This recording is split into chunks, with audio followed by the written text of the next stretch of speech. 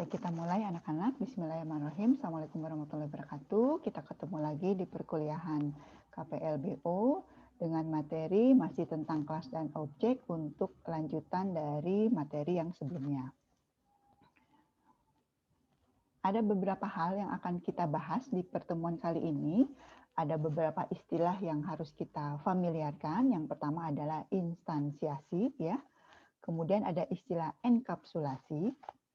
Lalu ada yang disebut dengan user defined type dan reference variable. Di sini juga kita akan berkenalan atau memfamiliarkan diri dengan yang disebut naming convention for reference variable. Kemudian kita akan melihat lebih dekat terkait dengan instansiasi objek. Dan selanjutnya kita akan melihat bagaimana objek itu kita perlakukan sebagai atribut. Nah, ini adalah masih mengenai konsep objek, kelas dan objek. Kalau minggu lalu kita sudah memahami bagaimana membuat kelas dan kemudian melakukan instansiasi dari kelas yang sudah kita buat, dan kita juga melengkapi dengan beberapa metode, terutama setter dan getter, untuk mengakses objek-objek yang di-create tersebut. Nah, kita lihat dulu istilah instansiasi, ya. Ini saya jelaskan. Jadi instansiasi itu sebetulnya proses di mana objek itu di-create atau dibuat di memori pada saat runtime berdasarkan kelas yang sudah didefinisikan. Jadi kalau ditanya apa itu instansiasi, kita bisa jawab instansiasi itu proses pada saat objek dibuat. Objek itu dibuat kapan? Pada saat runtime. Jadi pada saat program dijalankan, itulah objek dibuat ketika ada perintah instansiasi. Di manakah objek itu dibuat? Di memori. Ya. Dan objek akan dibuat itu sesuai dengan kelas yang didefinisikan. Jadi sebelum bisa melakukan instansiasi, kita melakukan dulu pembuatan kelas. Kelasnya itu dulu, barulah kita bisa membuat objek-objek berdasarkan struktur dari kelas yang dibuat. Nah, jadi kita review lagi bahwa ketika kita membuat sebuah kelas, kita bisa membuat banyak sekali objek, ya, berdasarkan kelas tersebut, dan objek itu akan memiliki struktur data dan behavior, ya, yang sama persis dari setiap objek karena dia berasal dari kelas yang sama. Jadi kita bisa membayangkan kalau kita punya cetakan kue, cetakan itu adalah kelas, sementara kue yang dibuat dari cetakannya tersebut bentuknya kan sama, karena dia berasal dari cetakan yang sama. Kue-kue tersebut itulah objeknya. Jadi paling sederhana membayangkan kelas dan objek itu seperti itu. Kelas adalah template-nya atau cetakan, ya, istilah saya, sedangkan objek itu adalah si kuenya, hasil dari cetakannya. Nah, karena dari cetakan yang sama, kita akan memiliki bentuk objek yang sama. Kalau kita membuat dari cetakan yang lain, kita akan memiliki objek dengan bentuk yang berbeda juga, ya.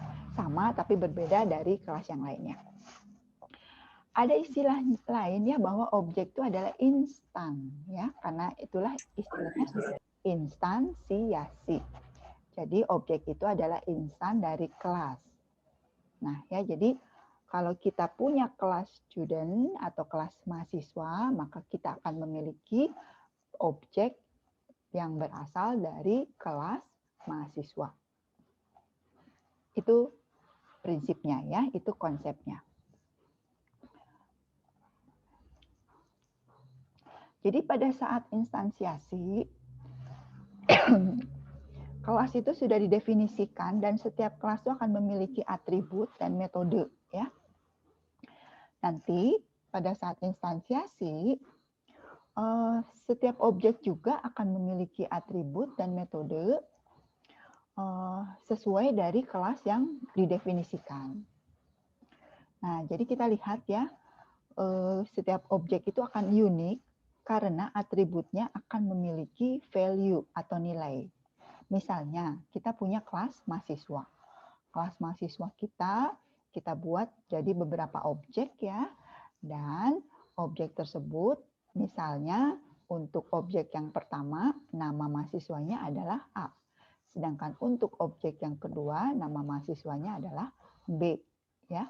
Sehingga objek A dan objek B secara struktur sama, memiliki atribut yang sama yaitu nama, NRP, alamat dan lain sebagainya. Tetapi secara value, nilai setiap atribut setiap objek itu akan berbeda. Makanya disebut unique instan ya. Jadi objek itu ibaratnya kue ya yang sama cetakannya ya, sama ukurannya, tingginya, lebarnya sama semua, tetapi setiap kue akan unik ya. Nah, ini gambaran yang mungkin lebih jelas mengenai kelas dan objek dan peristiwa instansiasi.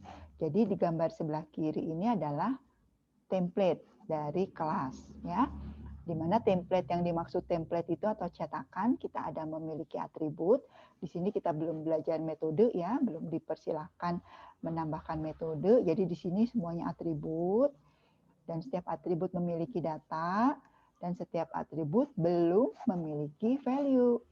Karena kalau di kelas cukup hanya cetakannya saja. Sedangkan pada saat objek, kita lihat ya, dari kelas yang sama, kita akan memiliki objek di mana setiap objek ini akan memiliki struktur yang sama. Dia memiliki atribut yang sama, dengan tipe yang sama juga, dan ini memiliki value yang khusus untuk objek yang pertama. Ya, jadi ini ceritanya cuma satu objek. Kalau kita menginstansiasi objek lainnya, kita akan memiliki objek dengan cetakan yang sama, tetapi value-nya mungkin berbeda-beda. Nah, mudah-mudahan sudah terbayang apa itu kelas, apa itu objek, tidak bingung lagi apa bedanya kelas dan objek. Nah, jadi itu instansiasi ya. Instansiasi itu proses pada saat objek di-create, dibuat ya. Objek dibuat itu berdasarkan cetakannya, yaitu berdasarkan kelas. Lalu ada istilah baru, namanya enkapsulasi. Sebetulnya mungkin sudah pernah mendengar juga. Sederhananya, enkapsulasi itu bayangkanlah kapsul, pengkapsulan. Nah, tapi kalau pengkapsulan kelihatannya kedengarannya aneh. Makanya kita gunakan istilah enkapsulasi. Apakah itu? Enkapsulasi itu sebetulnya mekanisme untuk membungkus state dan behavior dari sebuah objek ke dalam satu single unit logikal.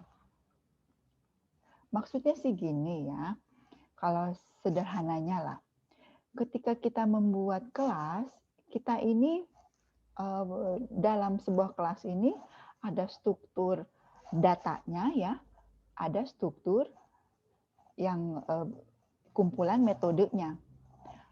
Data itu membentuk state, sedangkan metode, kumpulan metode membentuk behavior. Itu istilahnya. Data dan behavior disatukan, dibungkus menjadi satu, yaitu di dalam kelas. Itulah istilah enkapsulasi. Sehingga pada setiap objek itu akan dilengkapi dengan datanya dan juga metodenya. Jadi kalau kita punya kelas student, ya, student itu memiliki atribut dan student juga memiliki metode, nanti setiap objeknya juga sama. Dia otomatis tercetak dan terbungkus ya. Ada datanya, ada juga metodenya ya atau behavior. Jadi behavior itu menggambarkan kumpulan metode ya, biar nggak bingung ya. Kalau state itu menggambarkan kumpulan data. Jadi selalu ingat kelas itu terdiri dari state dan behavior. Oke. Nah, itu dibungkus jadi satu. Makanya secara diagram juga kita hafalkan diagram kelas itu bentuknya kotak dan ada 3 area. Bagian atas nama kelas, yang tengah nama atribut, sedangkan yang bawah itu nanti nama metode. Itulah yang disebut dengan enkapsulasi. istilah aja ya, istilah. Jadi di konsep object oriented ada yang disebut dengan enkapsulasi. Apa itu enkapsulasi itu? Sebuah mekanisme untuk membungkus bersama data dan behavior, state dan behavior, data dan metode. Kurang lebih seperti itu ya. Jadi sambil kita pahami, berlanjut ya, ini konsep-konsepnya. Kenapa sih enkapsulasi ini saya perkenalkan atau kita anggap penting ya?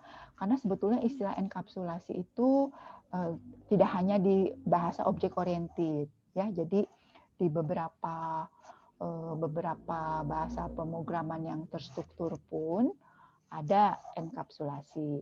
Tetapi sekarang karena bahasa pemrograman itu sudah moving ya, sudah move on, semuanya sudah object oriented language, memang kita melihat konsep objek itu ada enkapsulasi itu seolah-olah hanya milik bahasa pemrograman objek oriented, karena kita nggak tahu bahasa pemrograman yang non objek oriented itu yang mana gitu ya, karena nggak pernah belajar.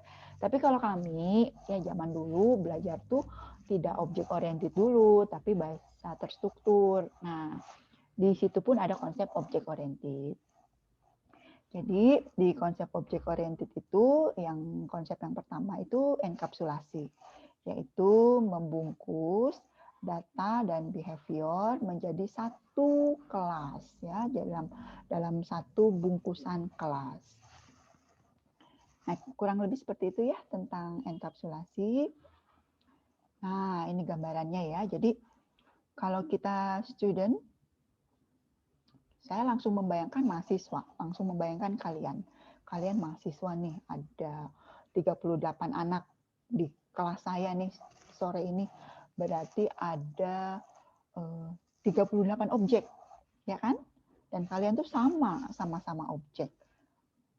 Template-nya sama. Template itu maksudnya kalian memiliki data yang sama, punya nama, punya ID, punya tanggal lahir, punya alamat, punya major, punya IPK juga kan? Sama semuanya, sama-sama mahasiswa. Saya dosen. Oh, saya di Zoom juga ya. Jadi saya sebetulnya satu dari 37 doang objek mahasiswa ya. Satunya saya dosen. Saya bukan student, jadi saya nggak punya atribut GPA. Nggak ada, dosen tuh nggak ada GPA-nya ya. Tapi atribut lainnya sama, punya ya. Nah, kalau saya berarti di sini sebagai profesor. Saya punya nama dan saya juga punya anak wali. Advisee itu advisor ya, pembimbing. Boleh kita samakan dengan pembimbing tugas akhir atau pembimbing wali. Itu maksudnya kita samakan lah, anggap sama ya. Jadi sebagai dosen, saya tuh punya nama pasti ya, punya identitas juga. Kalau kalian NLP, kalau saya sih identitasnya, kalau dosen namanya NIDN. Nah, saya juga punya kumpulan anak wali. Makanya di sini ada advisee ya, bertipe student. Nah, ini kita lihat nanti ya, kok begini. Nah, jadi ini yang disebut enkapsulasi. Jadi data dengan metode, data dengan behavior di dalam satu bundle ya, bundle itu maksudnya bundle atau satu bungkus ya, satu bungkus. Ya, bayangkan kapsul lah ya, kalau mau dibayangkan seperti kapsul kayaknya kebayangkan, oh kapsul gitu. Data sama behaviornya tidak bisa dilepaskan, tidak bisa dipisahkan. Kita lihat lagi sekarang istilah dengan user defined class. Apakah itu? Nah, kalian sudah terbiasa dengan variabel. Udah belajar kan? Variabel itu yang paling sering dijadikan contoh adalah variabel bertipe integer. Oke ya, jadi integer X. Integer ini disebut tipe data. Sedangkan X disebut dengan nama variabel. Atau istilahnya itu simbolik yang mereferensi ke nilai integer. Nah, jadi kalau kita punya X sama dengan 5, artinya apa? Kita punya variabel X yang berisi nilai atau value 5. Oke ya. Nah, ini disebutnya deklarasi di sini. Kalau yang di sini disebutnya apa? Assignment. ya, assignment atau pemberian nilai. Ini udah biasa semua. Kalian udah mahir, udah jagoan lah, udah biasa. Tapi saya harus memberitahu secara konseptual.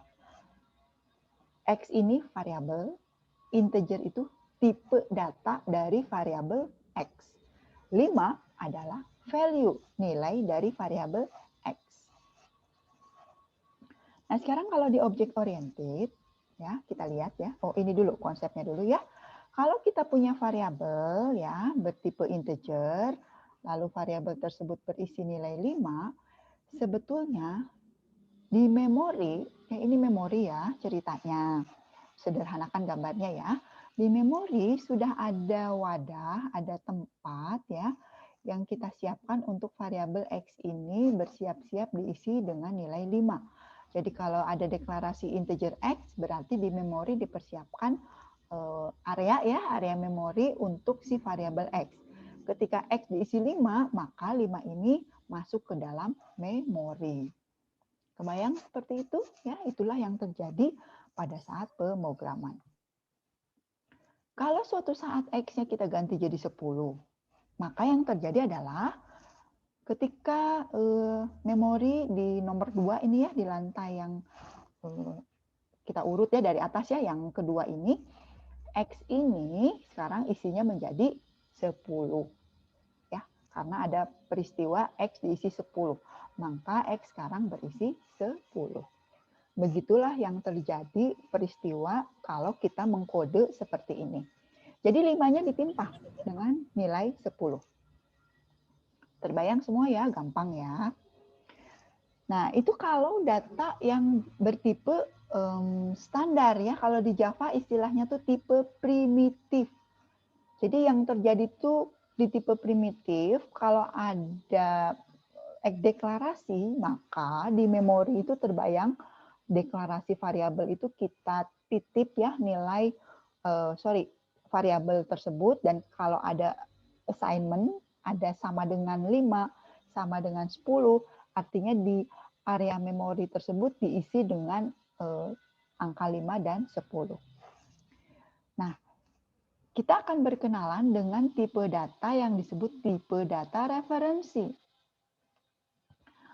Tidak seperti tipe data primitif yang variabelnya dapat menampung nilai, tipe data referensi variabelnya digunakan untuk memegang referensi dari suatu objek. Nah, kita lihat bedanya ya. Jadi kalau primitif, si variabelnya tuh langsung berisi nilai. Kalau dia tipe integer, maka nilainya berisi 5, 10, 20, dan lain sebagainya. Tapi ada yang namanya tipe referensi. Nah, ini penting sekali di pelajaran object oriented. Tipe referensi itu variabelnya nanti berisi referensi, bukan nilai. Seperti apa sih sebenarnya? Kita lihat ya. Jadi pengalokasian memori untuk variabel tipe referensi tidak dialokasikan pada saat deklarasi. Alokasi dilakukan eksplisit dengan operator new. Kita kemarin sudah ngoding ya. Mahasiswa atau student S1 sama dengan new student. New student ini apa sih? New ini apa? New ini perintah instansiasi.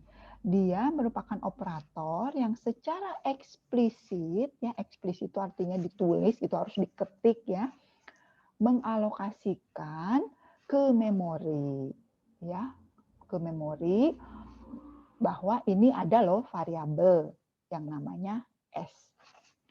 Kita lihat saja supaya lebih terbayang. Nah, seperti ini ya. Kita pernah melakukan new dosen.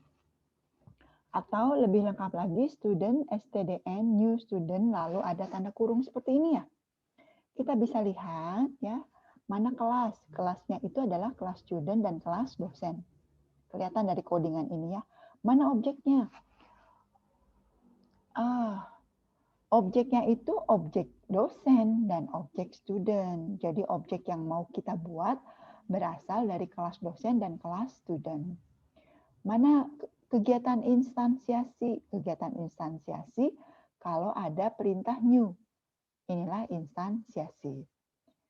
Nah, nanti kita belajar tentang konstruktor ya. Konstruktor itu adalah mekanisme untuk membuat objek atau untuk menginstansiasi. Mana konstruktornya? Konstruktor itu sama dengan nama kelas, tetapi ada tanda kurungnya. Oke? Dan kita lihat, mana sih variabelnya? Variabel referensinya ini, stdn. Nih, stdn ini adalah variabel. Tapi variabelnya itu bertipe referensi.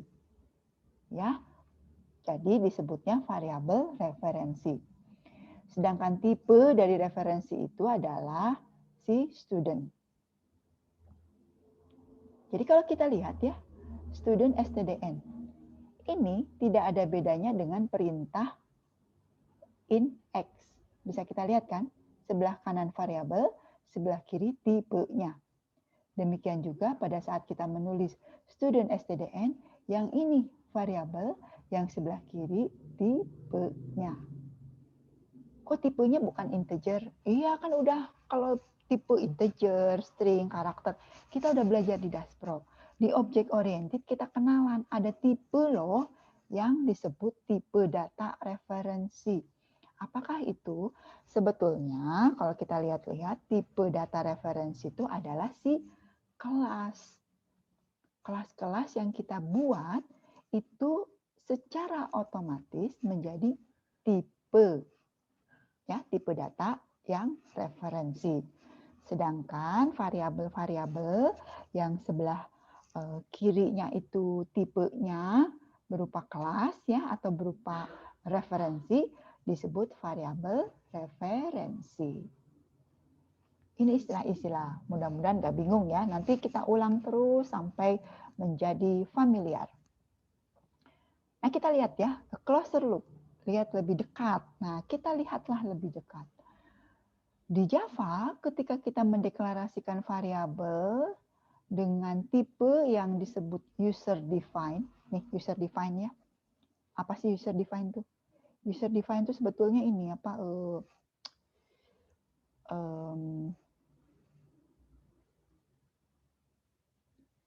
Ya, apa sih user define? Yang didefinisikan oleh user. Ya, jadi kalau tipe itu kita udah kenal, tipe integer, karakter, boolean, itu tipe primitif disebutnya.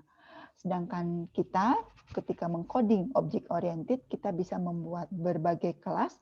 Kelas itulah yang dikenal atau disebut dengan user defined type. Kita punya kelas namanya kelas student.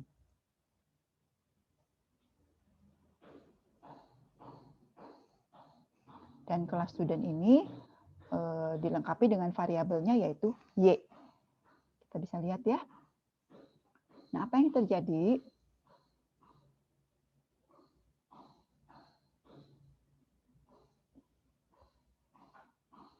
Kita lihat ya si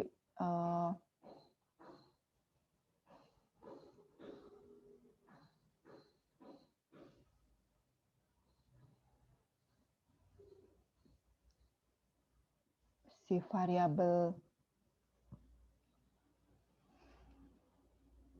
sebentar. Nah, variabel ini nih, si student ini nih, ini merupakan user define ya. Nah, ini disebutnya apa? Variabelnya ya.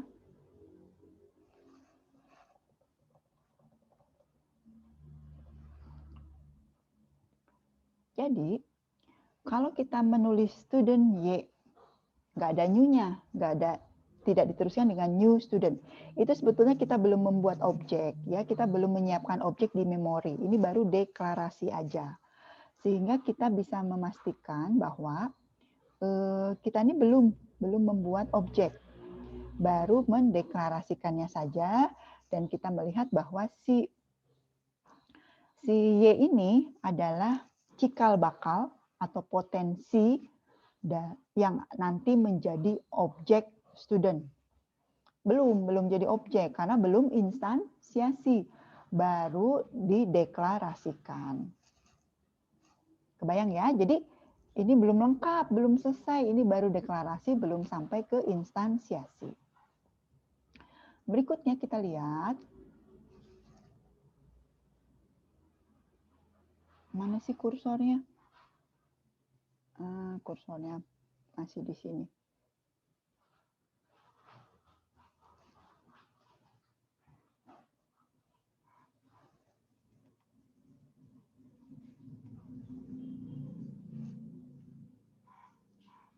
Ini mengembalikan kursornya gimana? Nggak kelihatan.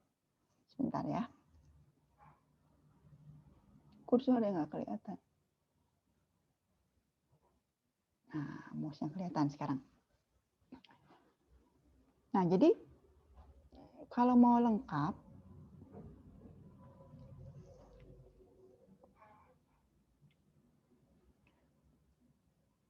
berarti kita harus melengkapi dengan instansiasi, yaitu new student. Ya, berarti sekarang kita sudah membuat objek Y. Nah, kita lihat ketika ada peristiwa deklarasi student Y, itu bisa kita bayangkan, kita analogikan, sudah tersiap variabel Y, ya, dan variabel Y itu memiliki tipe referensi student, tetapi sebetulnya objeknya belum ada.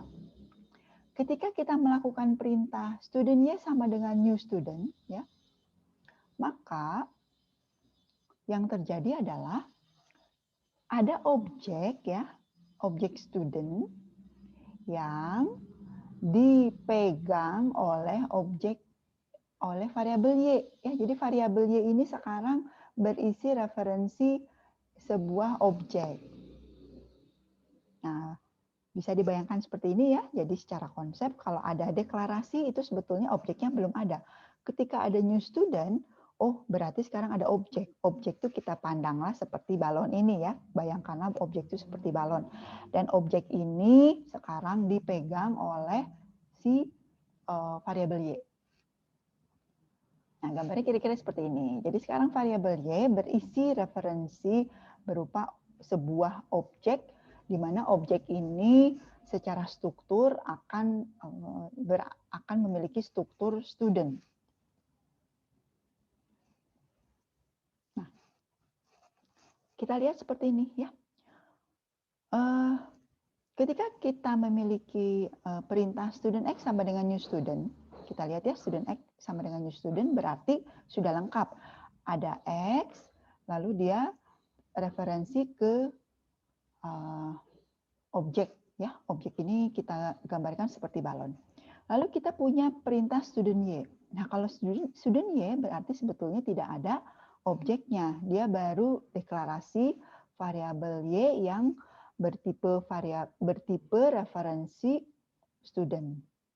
Ketika ada perintah Y sama dengan X, maka ya ini kita bayangkan sebagai ada dua variabel X dan Y dan dia merefer, ya, memegang objek yang sama, yaitu balon bertipe atau balon objek student ini.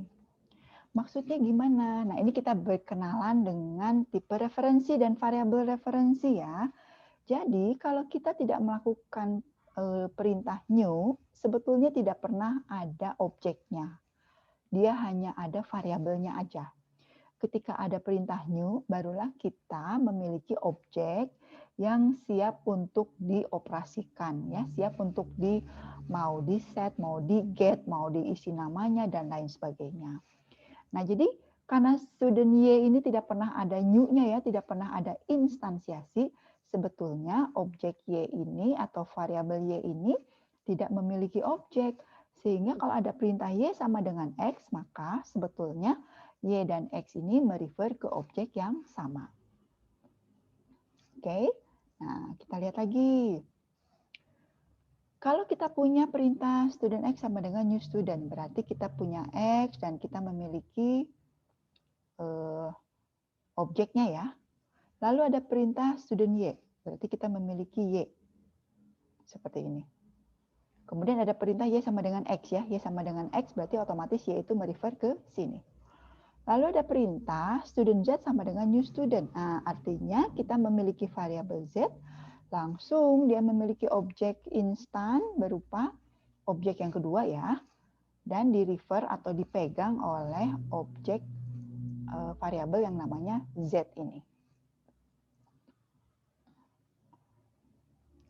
Kita lanjutkan ya. Pertama, X sama dengan student X seperti ini. Lalu ada student Y. Student Y karena tidak ada instansiasi, tidak ada new, sebetulnya dia tidak memiliki referensi, tidak ada objeknya. Kemudian ada Y sama dengan X. Berarti Y ini sekarang merefer ke X ya. Ke sini.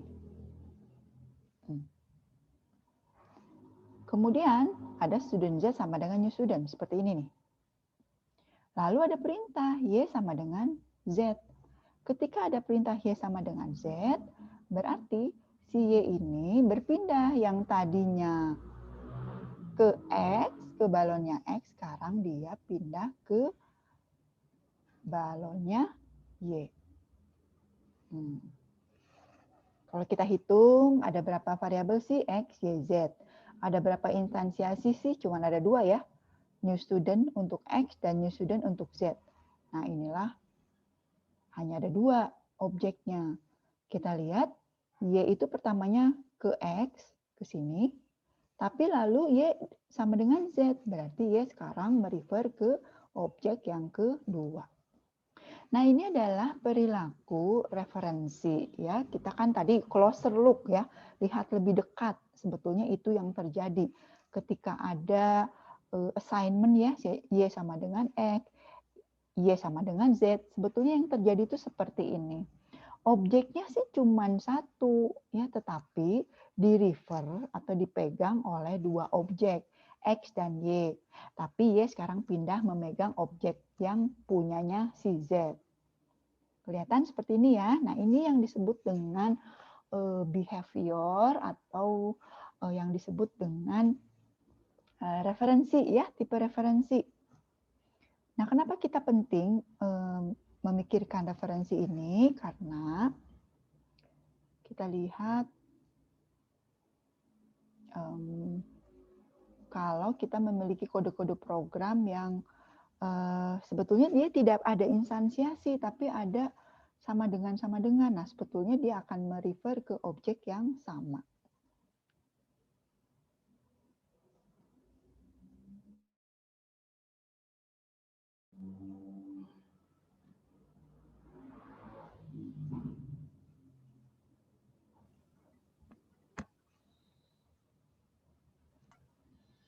Nah, ini sebentar ya, saya kehilangan kursor lagi. Nah, jadi kalau kita pakai annotation ya untuk coret-coret, kursornya supaya nggak kelihatan. Nah, sekarang kita lihat ya.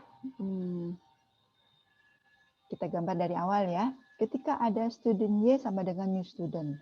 Sebetulnya ada variabel X. Sini ya. Lalu dia punya referensi ke sini. Oke. Lalu ada Y sama dengan, student Y ya. Student Y aja. Tidak ada sama dengannya, tidak ada instansiasi. Jadi seperti ini kira-kira. Lalu ada perintah Y sama dengan X. Ketika ada perintah Y sama dengan X, sebetulnya yang terjadi variabel Y ini merefer ke sini. Lalu ada student Z sama dengan new student. Nah, ini ceritanya belum ada ya anak-anak ya. Nah, ada Z dan dia merefer ke sini. Ketika ada perintah Y sama dengan Z, berarti yang ini dihapus. Sekarang Y merefer ke objek 2 milik Z. Lalu di sini di bawah nggak kelihatan ya, itu ada perintah Y sama dengan X. X sama dengan Z. Nah, ini berarti X sekarang ikut juga ke Z. Sehingga ini kita bisa hapus ya. Jadi, sekarang kita memiliki objek di mana objek itu dipegang ya, di-refer oleh si X, Y, dan Z. Sedangkan objek yang pertama tidak ada yang merefernya. tidak ada variabel yang memegangnya. Kalau sebuah objek tidak punya referensi, tidak ada referensinya, maka objek tersebut akan tidak bisa digunakan ya, tidak bisa kita akses, sehingga kita akan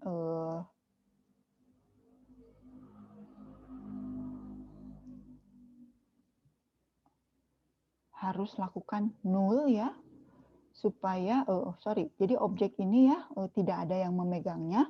Kemudian ketika ada perintah X sama dengan null, itu sebetulnya seperti menghapus garis ke balon ini ya. Kemudian kita lakukan Y sama dengan null, berarti kita juga variabel Y ini tidak merefer ke objek nomor 2. Ketika kita memiliki perintah Z sama dengan null, variabel Z juga tidak merefer ke objek yang kedua.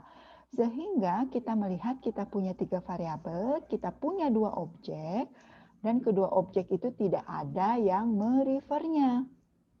Ibaratnya balon ya, atau layangan, putus ya. Putus. Nah, ini adalah objek yang tidak digunakan. Ya, jadi objek yang tidak bisa diakses oleh kita sebagai pemrogram, tidak bisa diakses oleh program, sehingga sebetulnya sederhananya dia menu-menuhin memori gitu ya, menu-menuhin langit gitu, menu-menuhin tempat, sehingga sebetulnya objek tersebut haruslah dihancurkan. Untuk pemrograman berorientasi objek seperti C++, seorang pemrogram ketika melakukan instansiasi new ya, dia berarti mengkonstruksi objek, seharusnya dia juga bersiap-siap atau bertanggung jawab untuk destruction ya.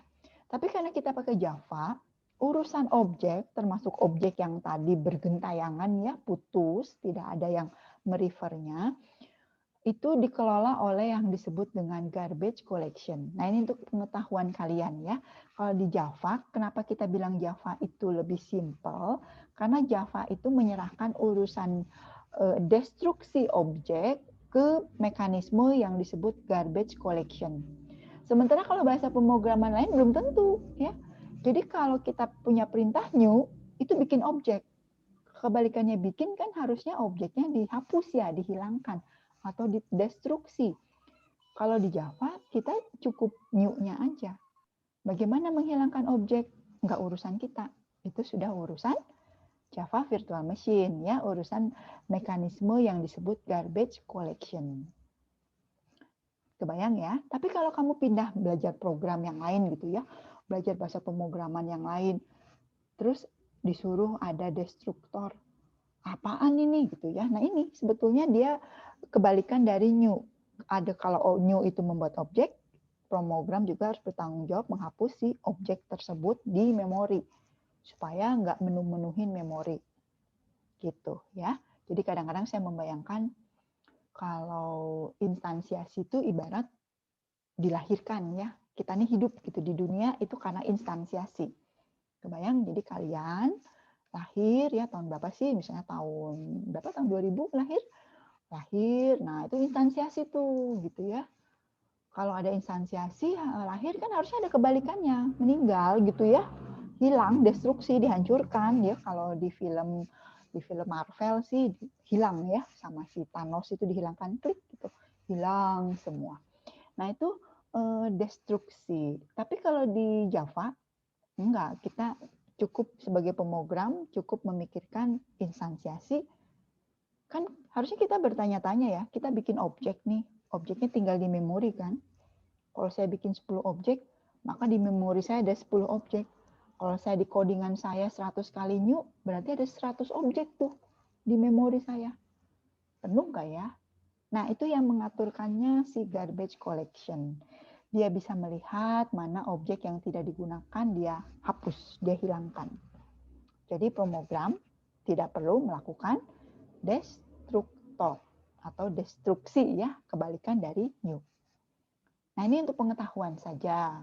Karena objek oriented itu kan tidak hanya Java, kita punya bahasa pemrograman lain yang berorientasi objek, yang tertib banget mengharuskan pemrogram untuk melakukan destruktor. Java tuh enggak, udah gampang ya, udah lebih gampang daripada pemrograman lainnya. Nah, anak-anak, kita akan latihan ya, langsung saja supaya terbayang. Kita punya codingan program seperti ini, dan lalu kita mempraktekkan si perilaku ya atau pengetahuan baru mengenai yang disebut dengan variabel referensi. Oke ya. Nah, kenapa kita perlu belajar ini? Karena itulah pemahaman objek oriented. Berbeda dengan pemrograman yang sebelum-sebelumnya sudah dipelajari ya, itu pemrograman aja. Nah, sekarang kita sudah masuk ke pemrograman berdasarkan konsep objek oriented. Nah, kita codingan ini lebih baik kita ketik ya supaya lebih terbayang. Nah, anak-anak juga boleh mengetik, pindah ke tools untuk pemrograman dan kita mengetikkan latihan ini ya.